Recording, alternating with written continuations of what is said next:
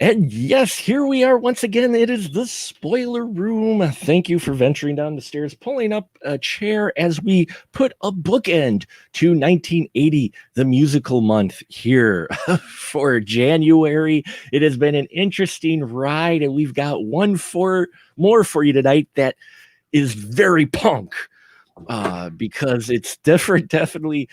I've managed to pick all these different musicals that are rather different from each other. This one's definitely a different one. It is The Blank Generation from 1980. And joining me once again in the spoiler room, I can use this officially, the official Rotten Tomato critic himself, the man, the myth, the one and only Mr. Ian Simmons is with us. Thank you, sir, for slumming with us tonight. Again, I'm never slumming it when I'm on this show. It's always great to be here. I love it. That's why I keep coming back week after week. And also, I was approved today. I'm not on there yet. I don't think. I still got to do something. But I appreciate the sentiment. Thank you. Little do you know, you're already on there, and they've got 3 reviews posted by you already. You didn't even know they're there. Oh no. Oh, you know what? There's gonna be some other Ian Simmons. I got the wrong email. They got the wrong Ian Simmons. No, they I'm got gonna get an email tomorrow. Ooh, this is awkward. I'm sorry to inform you. Yeah. Speaking of sorry to inform you, Mark, what did you make me watch? You know, I always try to well, not always, but I occasionally try to get stuff that's out of my box of films that I ever watch. Okay.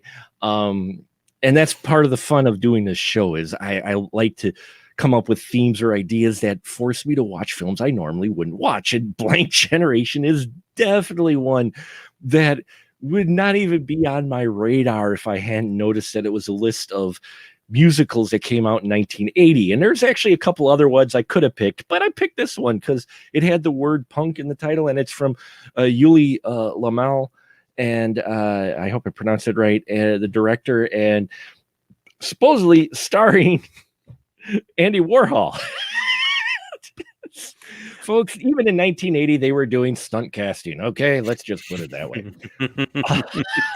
Yeah, I believe it was. I believe he is credited as in the opening credits with Andy Warhol. With Andy Warhol, as in, yeah, he shows up and he does eventually, but we'll get there. But do you want to try to give the synopsis of Blank Generation, Ian? I don't know if I can. The movie is only an hour and 18 minutes long. Yeah, so it doesn't overstay its welcome. Well, that's a matter of opinion. But so here's the thing. I feel like there's an hour and 18 minutes missing from this movie because it makes no sense. Even with within the context of scenes, the scenes make no sense. There's a punk rock kid named Billy who I think wants to make it as a musician. He teams up with a producer and a manager who get him gigs. There is a telejournalist named Nada, played by Carole Bouquet, and she is from French television. She's profiling him. Not from TV France or France Chanel Think. Yeah, it's just from French. I'm from French television. She's crazy. Billy's crazy. They're all nuts. And she's profiling him, but they're also sleeping together. It's undetermined how long they've been together, how they met, why they're together, because literally every scene they have together ends with them breaking up or storming out or her freaking out in a car, demanding that he pull over. She comes around the front and pulls him out of the car and then drives away. And in the next scene, they're just like, where did you go? And he said, oh, you mean when you threw me out of the car? And she's like, yeah. She's like the female Tommy Wiseau, which is not necessarily as entertaining as you think it might be, but it does get you through some humps. This somehow is classified as a musical. I think there's only 3 songs in this movie. It's just that 2 of them are played 18 times. That's the synopsis of the movie. Oh, and then Andy Warhol shows up to get interviewed on a TV show that's being produced by a guy who's from German television, who is sometimes dating Nada, sometimes not. It's a bizarre love triangle that's sometimes a square, sometimes a pentagon, sometimes an octagon. Because if you throw in Andy Warhol, why not? And then it's over. You could have started with, here's a little ditty about Billy and Nada. But don't ever disparage John Cougar Mellencamp in that way again when I'm on the show. I'm sorry. Here's the thing. Punk was huge, and I know some people who've played punk music and punk bands, and I honestly think the approach they were trying to take, because the official definition of punk is a loud, fast-moving, and aggressive form of rock music popular in the late 70s and early 80s. This is not necessarily loud, but it is a fast-moving and aggressive in some ways film as far as in its storytelling. It is unapologetic. You're like you said, there are gaps. And I think the director was trying to go for that punk feel of not presenting necessarily a regular fluid narrative, because this is a veteran director, especially at this point in 1980. Lamel, if I pronounce it right, had already produced a few things, directed a number of things already. He was a name. And so it's not like there wasn't talent there. I think he was trying to go for maybe a punk feel with the narrative as much as it's about punk, who the main character, Billy, is a punk singer, Richard Hell, who is of Richard Hell and the Voidoids are an actual punk band who did an album called Blank Generation. So, all of that's kind of tied together, and I think that's what they were going for. What does it work as an actual film? There's parts that do. There's parts that show kind of a glimmer, but it's like it's those gaps. Mm-hmm. You're right. That the time passage in this film is chaotic. I mean, I couldn't tell you how long they've been. I mean, they kind of drop ideas occasionally, but they really blow through things quickly in it. Yeah, I mean, there's also, I don't know, because I streamed this on Amazon. Mm-hmm. I assume that it's the correct presentation, but after about the first 10 minutes, the audio sync is so off. Yes. Okay. It wasn't just me. Right. I mean, because there'll be audio from the previous scene playing over into the next scene, and it's so disorienting. It's like the worst parody of a kung fu movie you've ever seen, except it's New York punkers.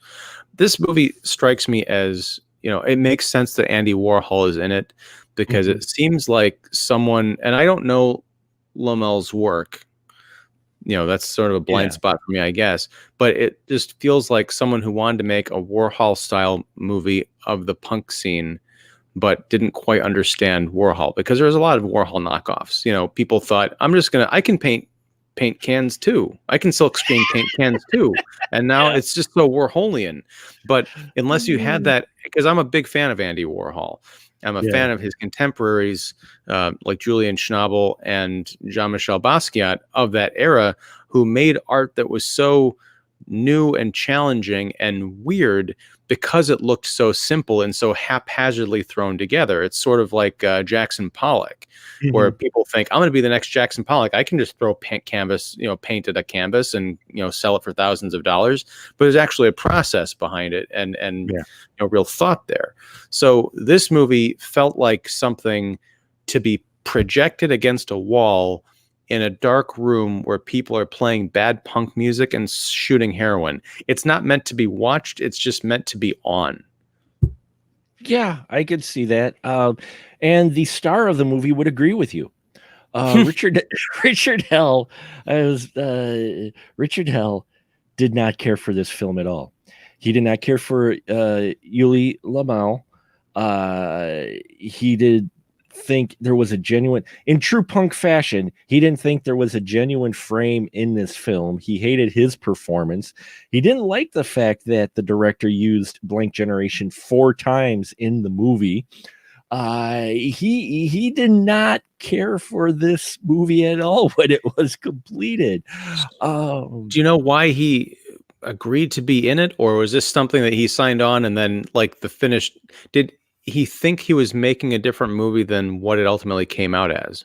I think it didn't come out. It didn't go the way he had planned. Is what I think. I didn't dig too much deeper on it, but I get the feeling that he had an idea and a concept of how he wanted to do it. He brings in a bigger named director who did Tenderness of the Wolves, which apparently is why Richard Hell wanted him in here, because he loved that movie. And he gets this movie, and I don't think the experience was just what he expected or wanted it to be. So by the end of it, he loved the Elliot Goldenthal, which is one of early Goldenthal's scores in here, and the way it was shot, which, for that, I did like the way this movie, for the type of film it was, the way it actually was shot, I thought was nothing complicated, but still well done. But he didn't like anything else, including his own acting. Well, and that was the frustrating part, is that like I couldn't tell anything about his performance really because of the sync was so off. Yeah. It's almost like watching a foreign actor do American dubbing or vice versa. He's got a great look. I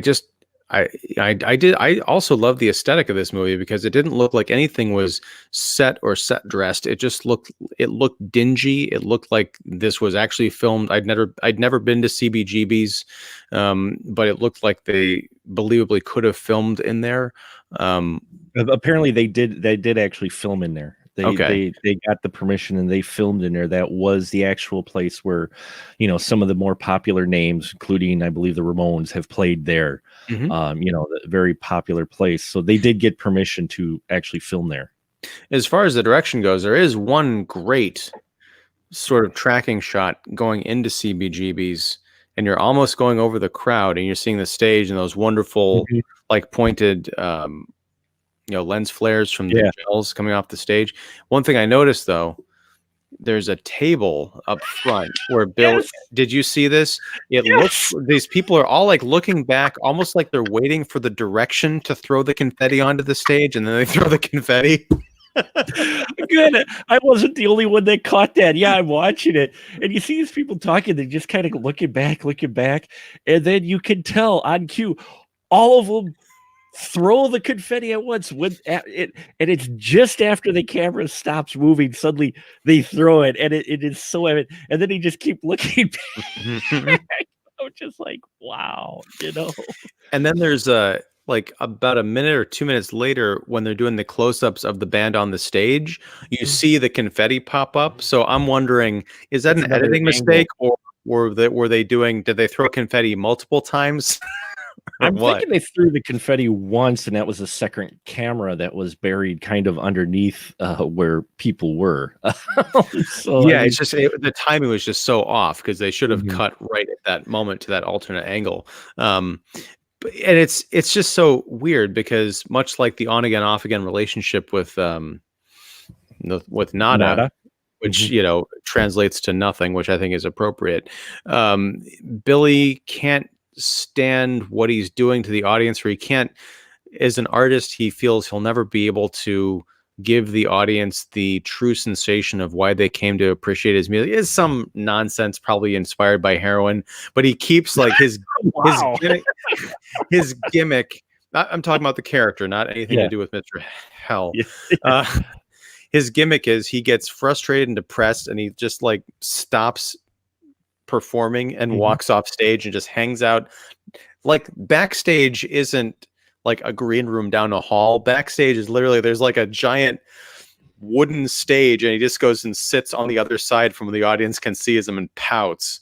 And that becomes like a motif in the film. It's very odd. I mean, when Andy Warhol shows up, the movie finally gets interesting and somewhat coherent, because there becomes a subplot where the German TV journalist who's sometimes sleeping with Nada, he's desperate to interview Andy Warhol because otherwise his bosses back home are going to be pissed. He keeps trying to get him on the phone, and Warhol was notoriously flaky. They finally arranged for him to be in a TV studio. He sends, or we think he sends, an assistant in his stead, who's this weird geeky kid with electronic violin and glasses that light up, which is kind of interesting. But when Warhol shows up, Nada is there sitting on the floor, and she just says, "You can do whatever you want." They just want Warhol to be Warhol. Yeah. And what Warhol wants to do is just sit there while he's being filmed and do nothing. Just sit there in this giant fur coat and just like kind of look around and sulk. And look at her. He wanted to take her picture. Well, when she finally, because there's like the minutes of just awkward silence, and the producer and the interviewer, the main interviewer, runs up to the control tower like he's just sitting there. We can't. This is nothing. And then we cut back to the floor, and Nada asks him a question and engages with him, and he starts talking. It's very unsexy, but it's very Warhol, just kind of quiet, soft-spoken weirdness. And then he's like, "Can I take your picture?" And then it becomes an impromptu photo shoot. I'm like, this is the best part of the movie here, and it's almost over. Yeah, it was the best part and most solid part of the film, because I loved that whole moment where you have the guy who's been bugging Warhol, which isn't going to work too well, but he's been bugging Warhol to interview him, and you had the producer, and I loved that moment that they leave because Warhol's being Warhol, and that's when he opens up, when it's him, with Nada, which, pardon me, okay, everyone, I'm just going to say, who could exactly blame him, though, either? When she's talking to him, he opens up a little bit because he's comfortable, because there's not as many people in the room. That could be also it. It's just he's able to have this more intimate conversation, which is what you feel has always been kind of the vein of Warhol is this connection. And yeah, I love that whole scene for when Warhol shows up. Actually, it's great, the lead into it, when the guy with the goggles and the odd violin shows up and he's played, and everybody's like, who the fuck is this guy? You're like, that's not Andy Warhol. Who the hell are you? And they're like, oh, I'm Andy's assistant. He's running late, so he figured, he'd had sent me in his play. And they're like, yeah, I love the goggles. I love the violin. Yeah, that's great. Get off the stage. Did I imagine it, or did I miss something? Because I thought there was also a line where someone said, but Andy didn't send an assistant, or Andy doesn't have an assistant. Yeah, Andy doesn't. How the hell did this guy even know to show up? Yeah, that was one of the lines they drop is, but Andy doesn't even have an assistant. Here's some explanation of how you feel the way you are, if you'll humor me on this. I found a bit, and apparently it was a terrible experience for Richard Hell. No one knew what they were doing. No complete script was written. It was a rough sketch of stories. Pages would be written by the director the day of and given to the cast. The director would also come up with new plot lines, such as the search for an interview with Andy Warhol, and new characters out of the blue, such as the Lizzie character, who was also his wife in real life. The director. Okay. The Susan Love was the director's wife. She showed up in a number of his films. Lammel tried to say too many different things, which Richard said all gave the movie a disjointed, random feeling, since none of the scenes really connected with one another, and they were barely fleshed out and put on screen. So Richard Hell and you should sit down and have a smoke or drink together and talk, talk about how they did not care for this film. There are glimmers. The whole sequence with them actually in the studio, from when the guy with the goggles shows up to Andy Warhol, and that whole sequence, I think, is probably the best sequence in this film, because the film feels like it actually takes a beat and is doing something more than just this random relationship back and forth constantly between Billy and Nada. Yeah, and I think that in the hands of a better, I guess, an actual screenwriter or someone who had written a script and stuck to it, that could have been, a great catharsis for the movie.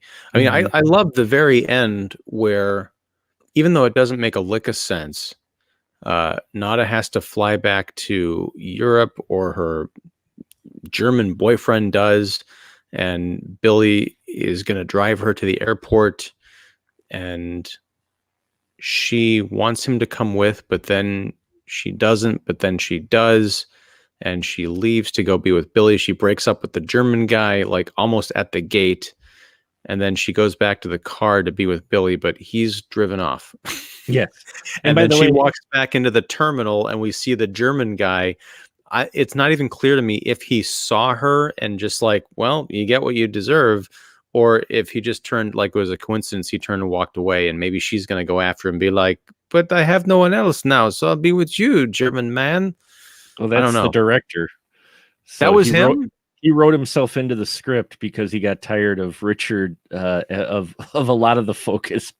According to some people, because he got tired of all the focus being on Billy, he wrote himself into the script to be her love interest. So the guy who brought him onto the project to direct got tired of the star of his own film taking up so much of the attention. Yeah, Richard Hale pulled Lamal in for this, chose him because he loved his style, and the director didn't like all the attention going to the star, according to some people's account of the motivation. Whatever the motivation, apparently he just wrote himself into the film to be the love interest of Nada, which also could be on a creepy level because he's like, oh, I'm gonna write a love scene with the attractive French actress I have cast in this film, because I'm the director. Yeah. By the way, this movie is not punk rock. It's disjointed. It's messy. Yeah. But if it was really punk rock, and this is sound terrible, but aside from some F-bombs, it's very PG rated. Is. Like the scene where Billy and Nada are, waking up in bed together, or they're having sex and it's all in the dark. They do that annoying thing where both actors are clearly naked under the sheets, but the woman, she's like sitting up to smoke or sitting up to talk, and she's like working at trying to keep these sheets over her parts. It's the movie blanket. Huh? It's the movie blanket. The movie blanket. I mean, he's just like hanging out. I mean, there's no real nudity, but you can see his chest and everything, and he's just like freewheeling it, and she's just like, I gotta keep this all. But I did notice in that moment the guns, man. She's like, she has more definition and tone. She's got the guns in her arms. She looks like she could beat the crap out of someone. I know, she's totally like rocking a Linda Hamilton thing. I loved it. But here's what I wanted to say before I got off on this tangent.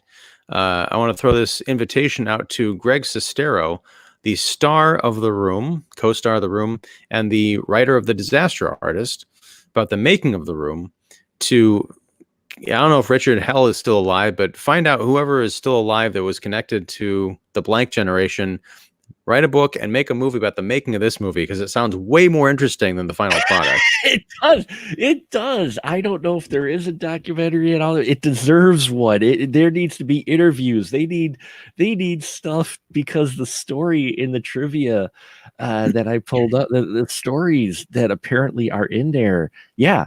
And in all honesty, I could totally see Tommy Wiseau as Billy.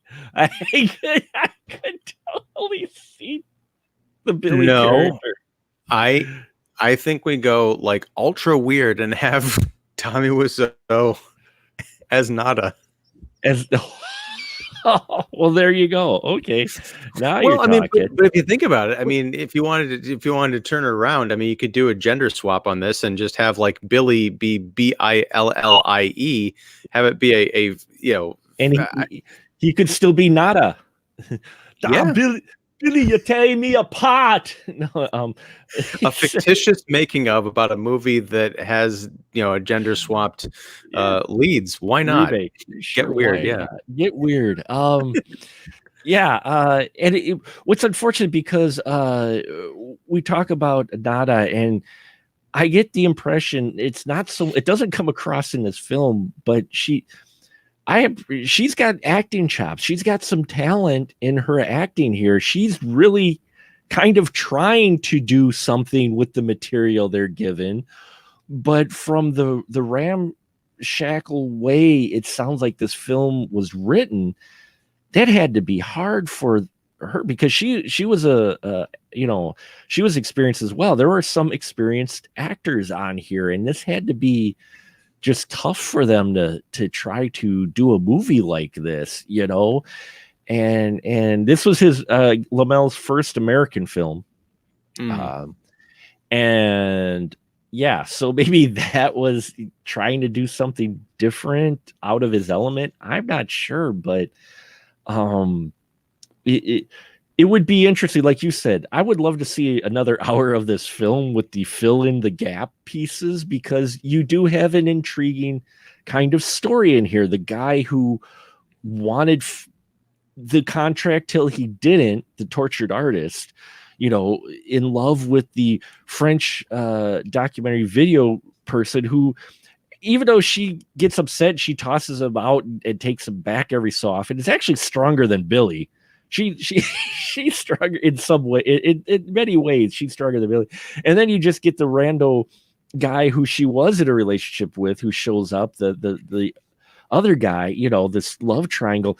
There's actually, you can see potential here of where they would make it. I mean, especially the story with Billy, because I love the fact of, they do allude to it, how he's got this contract, how he scored this record contract, yet he hadn't made money, and he had been performing, you get the impression, at least for a number of months, and had not seen a dime from his contracts. Almost not quite a year, but he'd been performing for a while, which is part of the tension between him and Nada. Mm-hmm. And I liked that because we're talking 1980. So they're doing that storyline, which we've seen in some rock bios and stuff before, about the band getting screwed by the man with the contract, and I liked that was thrown in there. But reading up on how this was written, it's too bad they abandoned that idea, because that was good, because at one point he can't make money. He can't pay for rent. He's been living with Nada, who we get the impression has been making the bank and been paying the bills. So the record company puts him up in a loft with some other artists.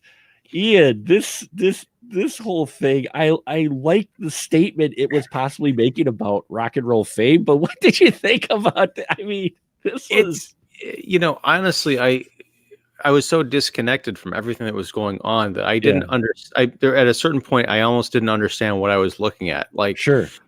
So that was Nada's apartment, the big luxury sprawling place. I don't understand.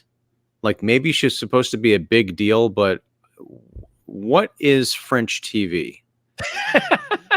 Is she Katie Couric, or is she like a cub reporter from a local, Nice TV station?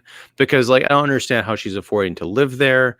But I do like when Billy gets sent to that kind of flop house. I did notice that in the room, one of the details in the very background was a scale. And that scale could only have been used for cocaine. There's no one else in there has need for a scale. No, not every punk band had drugs. I almost said that with a straight face. I was going to say, Green Day was an anomaly, Mark. Though some people would say Green Day punk. What? No, just kidding. Punk, pop. I can't even say it. Punk pop. Punk. Punk. Funko pop. Funko punk. There you go. Funko fop. It's kind of neat, but like with everything else, they're half-baked ideas that would have been great to see fleshed out in a better movie. The highlight for me, aside from Warhol, was I don't know how much a fan of the movie Pump Up the Volume you are, the Christian Slater movie. There's a song that gets played in here mercifully only 2 times, I think, called Love Comes in Spurts, that was featured in Pump Up the Volume. Like, my ears perked up. Like, I was like, like Scooby-Doo ears when I heard this song. I'm like, this movie just registered on my scale. I'm giving it like a 1 out of 5 now because I heard that song. No, I like this movie better than a 1 out of 5 if I had to give it any kind of a rating. But it's disappointing. It reminds me of a movie that came out around the same time called The Decline of Western Civilization, which was about, early punk, and it had that same kind of grimy aesthetic, the same obnoxious bands barely singing music in dingy clubs that barely count as places of business, but it had that real grimy fuck you spirit to it that this movie feels a little bit too safe in order to fully pull off. And I think it was Penelope Spheeris might have done Decline of Western Civilization. Yeah. I'd like to see her do the narrative version of that documentary, even including Billy and Nada. I think she could have made something magical out of that. Yeah, she could have. And I think that's the tough part watching this film is you can see the potential here, and there's sparks and there's moments that never come to fruition. They're there and they're gone, and you're just like, I'd love to stick with that. I was sitting here fascinated when he's in the flop house. I'm kind of fascinated by the other randos that are staying there as well, with, supposedly on the record company's contract or dime, they're staying in this place as well. He runs across this character, Lizzie, who's played, as I mentioned, by Suzanne Love, who's the director's wife, who has this interesting philosophy of how she is, covering him similar to the way Nada wanted to, but in a different approach. Well, I'm just going to experience this with you until someone else comes along, and then they're going to, right. Yeah. Like the photography thing, right? Yeah. The photographer. Yeah. Was it video or was it just video? It was video. Okay. Yeah. Cause she's like, I run into you. Now I'm going to record you until someone interesting comes along. I'm going to follow them. Yeah. That's kind of cool. It's almost like the birth of, reality TV / YouTube, Instagram fame. Like, going back to Warhols, everyone's going to be famous for 15 minutes in the future. Yeah, exactly. And her character, I'm like, oh, we bring her in here. She's an interesting character. Unfortunately, she gets put by the wayside as well. It would have been interesting to see more conversations with her, because there's a really awkward cut when he first meets her. And then she comes to his place because she's filming him, because she's decided this is going to be her subject of her video. And he just has no say in it, which I kind of loved about that. With her character, it was just, I'm going to film. And in fact, there's a scene where he's coming into his loft and she's filming. She's like, oh, that didn't show up right. Could you go out and come back in again? Totally breaking kayfabe, totally just breaking, she's totally not trying to capture reality. She's trying to do something different. But you think they're going to do, talk something. And then all of a sudden there's this cut, and Billy suddenly is spilling his guts about Nada to Lizzie. But then we cut back later and Lizzie's sleeping in his bed. And they're apparently implied that they've got the relationship going on, because German, her reporter love interest shows up and takes her away from Billy. And so she's staying in this nice posh type of hotel room with him, and which is, I don't understand, because her place was bigger. So and it shows you folks that 1970 or 1980 was tough if you ever wanted to make your own sex tape, because the video camera had to have this really long ass cord to the deck. There's a scene where she's a video person, which is awesome. She's using video technology, and she takes it into their bedroom so she could film him.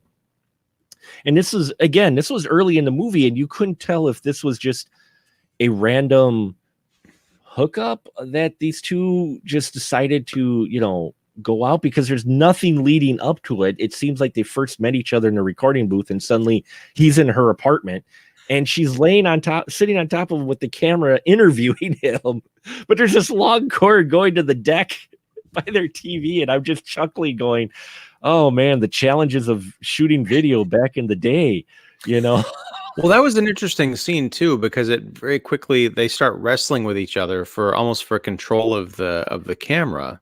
Yeah. Right. And it's kind of almost like foreplay, but at the very end of the film, one of the other really effective scenes is this bizarre montage set to really creepy and sad music where we're watching.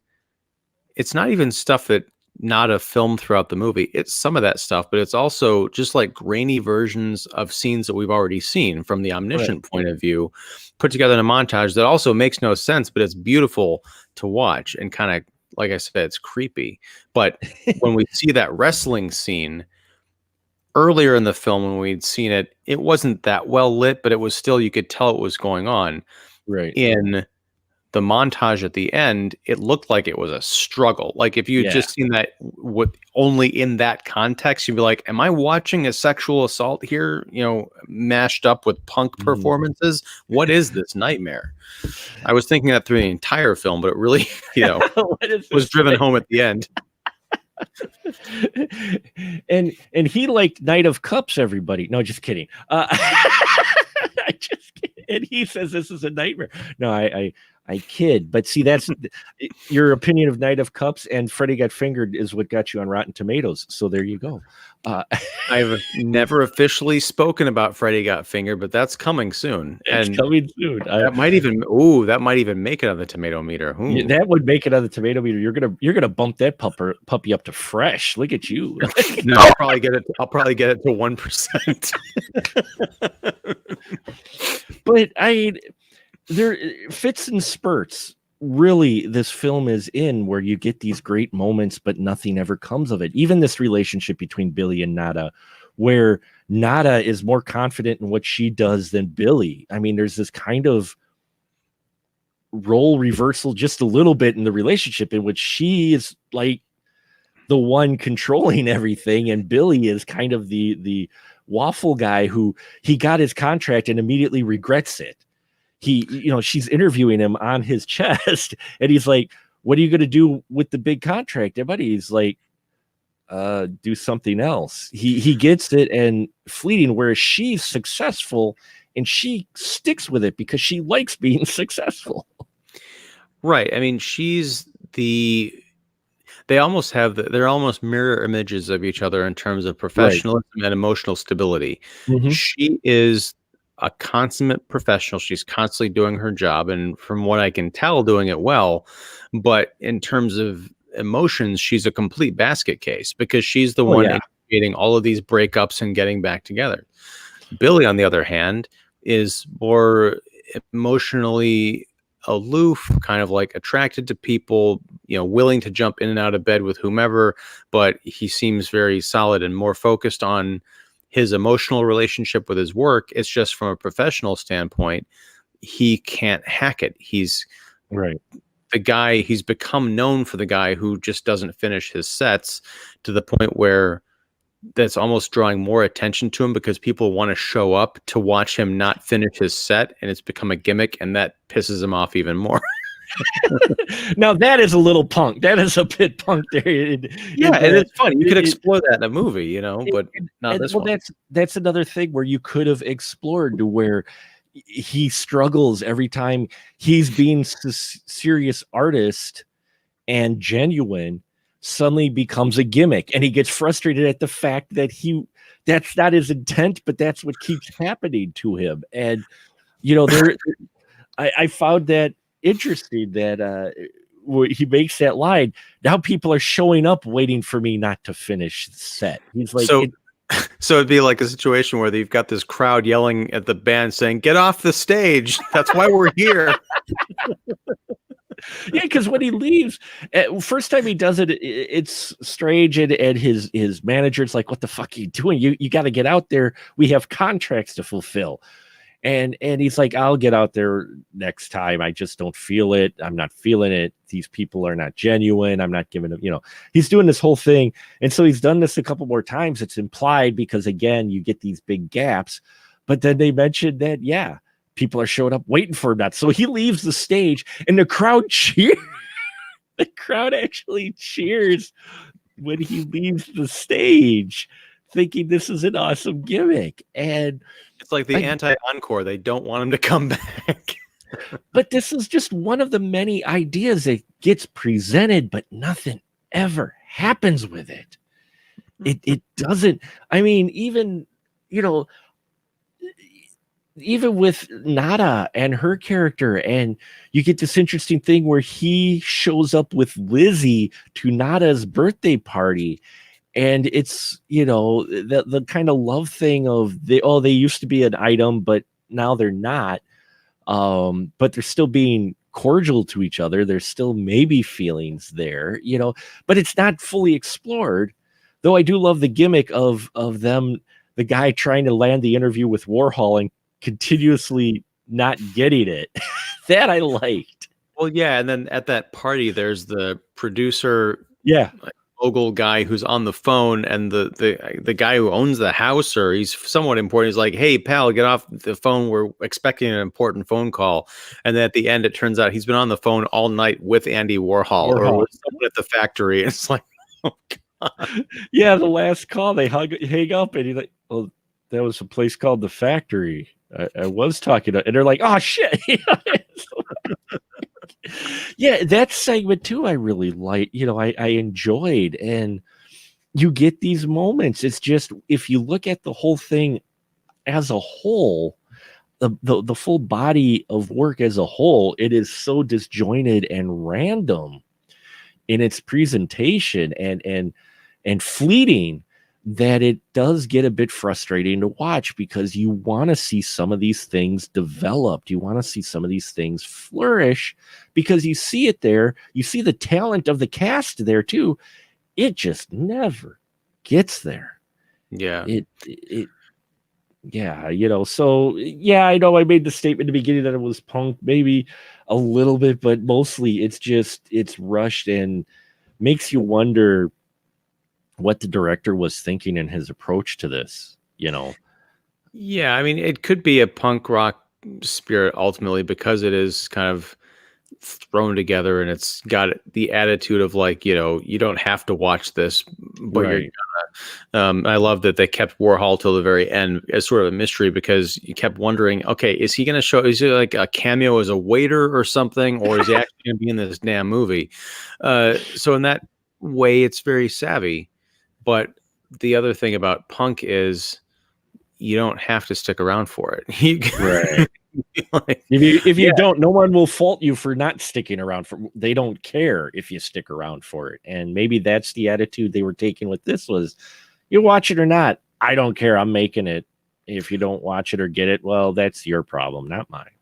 Right. And I don't know a whole lot about the punk scene, but I don't know that anyone has ever made an hour and 18-minute punk song, which is what differentiates a punk song from a punk movie. At a certain point, you have to get rid of that idea of, I don't care if you watch this movie, because it's going to go on for an hour and a half. And you've got people like us who don't walk out on movies, especially if we're going to talk about them. We have to endure them. And this was definitely an endurance test. It's not like, if I sit through this entire 3-minute song of people ripping off the Ramones and just like shitting themselves on stage, I'm not losing an entire afternoon.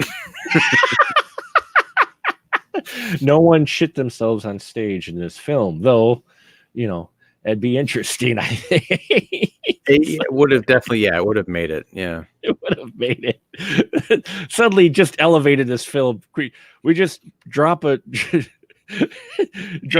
on stage, and suddenly it goes to like a 5-star, a fresh meter rating. Well, no, it goes from a 1 to a 2. 2. Oh, sorry.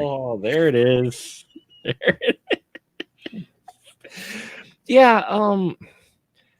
I will wrap it up, because no, there isn't a whole lot to this film. It thinks there's a whole lot to it. You get the feeling like the director is making something.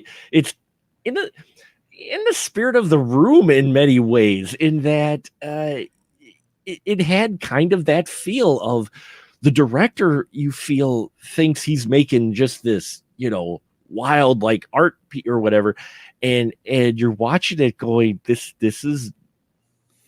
could be good. It's not, though.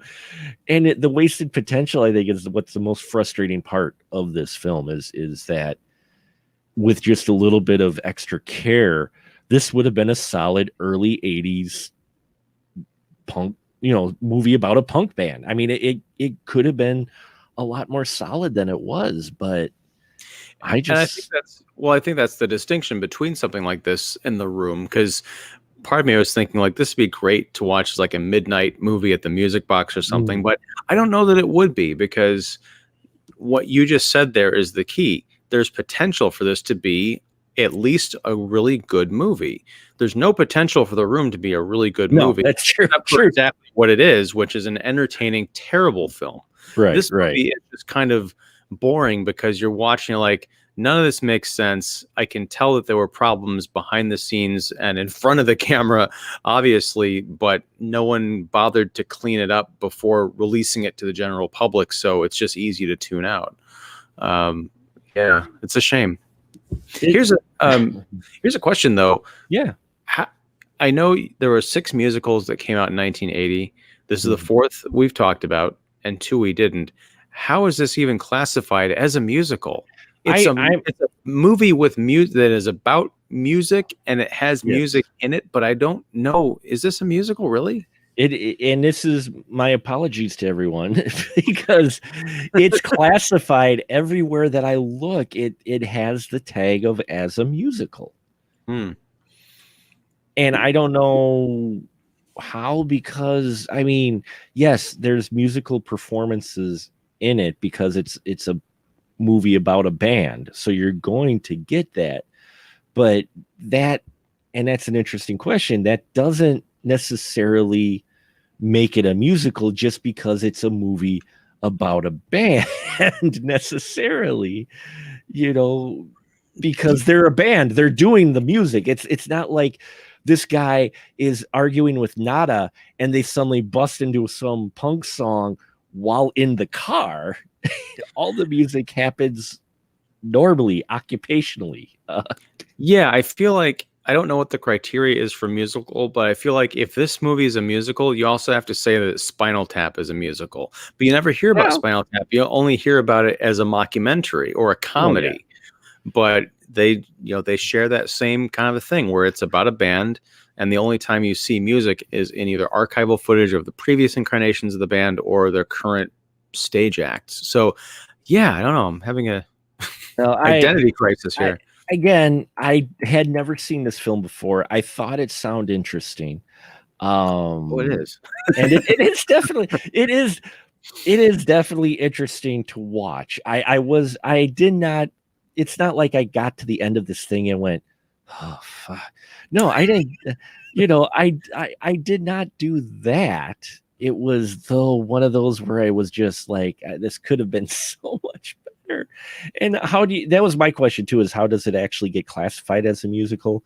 And I think this because, well, I could have picked the jazz singer. Okay. I'm sorry. I could have picked the jazz singer, but everybody talks about the jazz singer. Could have picked Fame. Everybody's talked about Fame. And maybe rightly so, nobody really talks about this film. I've never seen anyone really talk about this film. But I think that was part of the draw to me picking this one versus the other more known names, is because I wanted to see what it was. And unfortunately, how it's classified as a musical, I'm not quite sure. And that's fine. I mean, I am not bothered by it's just a question of curiosity, really. And because if someone out there wants to say this is a musical, I'm not even from an argumentative standpoint. I'm curious to hear, what those criteria are. But I'm glad I watched it. I've Yeah. never seen The Jazz Singer or Fame, so Oh, that sorry. but no, that's the thing. Now that I know that those are the other two films, I knew Fame, but I didn't know The Jazz Singer was the Yeah. sixth one. But Mhm. one of the reasons I love doing this show is because I'm constantly being exposed to movies I've never seen or even heard of, and I think that The Blank Generation, oddly, is a perfect bookend to the way we start off the month with The Apple. These Right. weird, misguided, somewhat on some level ambitious musicals that just never really came together. Although I think Apple is much more successful than The Blank Generation. Yeah, we went to the other end of the spectrum, and I didn't intentionally plan it this way, folks. I really didn't. It's just the way the movies ended up playing out, going from we went from The Apple, which is wild and crazy, and just the scope, and as we've talked about, just uber like just holy cow extravagant musical to the hilt, I mean, from production design, everything. And then we move to Popeye, which is elaborate in its sets and the costuming and them trying to nail the look of Popeye, but it's not on quite the scale of The Apple. Then we went to Xanadu, which is a little bit more in many ways scaled back from that in some ways. I mean, there's still the extravagant closing out scene, but yeah, it never quite hits the mark in this. So I just managed to pick the four musicals that I think just didn't quite hit the mark that they were going for, that the other Fame and The Jazz Singer, when they came out, were just hits. They were just, and these were those lingering in there, trying to play off the fact that you had big musicals coming out, but they just whiffed it. They kind of, but I will say, of these four, The Apple definitely, production and ambition is probably the most ambitious, and we end the month with probably the least ambitious musical, at least put together the way it's presented. Yeah. And not saying that there isn't, as we mentioned before, the intent was there. You could tell maybe what Richard Hell wanted, but what the director gave him was not what he wanted to do with this film. And that's just evident all over. Yeah, it's sad. But again, I can say that I've seen the movie. I had a really good conversation about it, and I got to see Andy Warhol again. There's two other Warhol performances that I don't know if you've seen. Guy Pearce from LA Confidential played Andy Warhol in, I can't remember the name of it. It wasn't Edie Girl on Fire. I think that was the book it was based on. But and then there was David Bowie played Warhol in Basquiat, which was a great Warhol performance, kind of an interpretation and not so much a direct homage, but he got the weirdness down for sure. Well, it's Bowie. So, I mean, if anyone's going to nail the quirkiness and the unusualness of Andy Warhol's personality, Bowie would be able to do it. But the thing I admired about Bowie in that movie, and it's been a while since I watched it, I got to revisit it, but he put in the work. You don't get the sense that he was, a celebrity cast. Oh, no. We'll just put him in a silver wig and, hey, watch him be weird. He looked like he studied Warhol, or at least wanted to create a character that you could say, this guy actually lives in this universe with Jeffrey Wright as Basquiat. Yeah, and I don't think I've actually seen that film, but heard it mentioned a number of times. Yeah, it's very good. Yeah, by critics who have better taste than myself, like Mr. Ian Simmons here. No, but no, I'm glad I got to watch it too. I mean, it's now when I'd revisit it all, but I find films like this interesting. It was an interesting watch. It was okay. So you can't say that this was just horrible. It just could have been so much better. So there you have it, folks. Blank Generation, definitely an entry into the 80s musical and a great way to end this. And now this is where I give the floor to my guests. So, License to Shill, Mr. Rotten Tomatoes critic Ian Simmons. Don't introduce me like that on every show. I won't. I won't. I won't. I just do it at this time. No, I'm very happy for you with it. But yes, Mr. Ian Simmons, the floor is yours. License to shill, please. Well, thank you. Before I get to that, I just want to mention it just came into my head the name of the movie I was struggling for with Guy Pearce and Andy Warhol. Sienna Miller played this. She was the star of that film in a movie called Factory Girl from I think 2006 or 2008 or something. Yeah, very interesting. But yeah, I'm Ian Simmons. You can find me at Kicking the Seat, which is kickseat.com. Also YouTube, which is Kicking the Seat on YouTube. I do movie podcasts a few times a week. And yeah, as Mark mentioned, I'm now or going to be on the Tomato Meter. I don't think you can find me there, but I'm just because I got a few more steps to officially get on there. But yeah, soon. And every Friday for as long as it's on, doing a live stream, the WandaVision recap on the Kicking the Seat YouTube channel, 8:30 p.m. Central, watching the episode and talking about it with some critic buddies. And Mark has been kindly enough to join in on the chat and give us a lot of stuff to think about and talk about. So yeah, we'd love to have you join us on Friday. And that includes you too, Mark. that guy. That guy.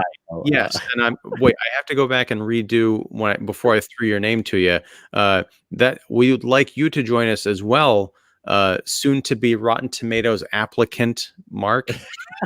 Oh God, you're really gonna see now that you went on record and put that out there for my wonderful listeners.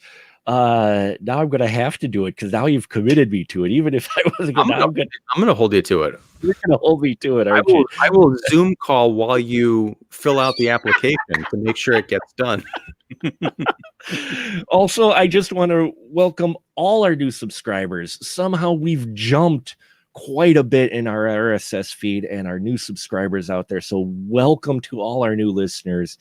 Not a coincidence necessarily that we did a Canon film and suddenly we jumped in some listeners. So if you're here, and I'm going to close it out for tonight, if you're here for Canon Films, you will not have to wait too longer because next week we start I Am the Law month here on Spoiler Room, and we are kicking it off next month, I Am the Law month, with Cobra from Canon Group, starring none other than Sylvester Stallone, but we also are going to have Demolition Man, Judge Dredd, and Nighthawks. Yes, it is a month of Sly Stallone cop films that I'm looking forward to doing.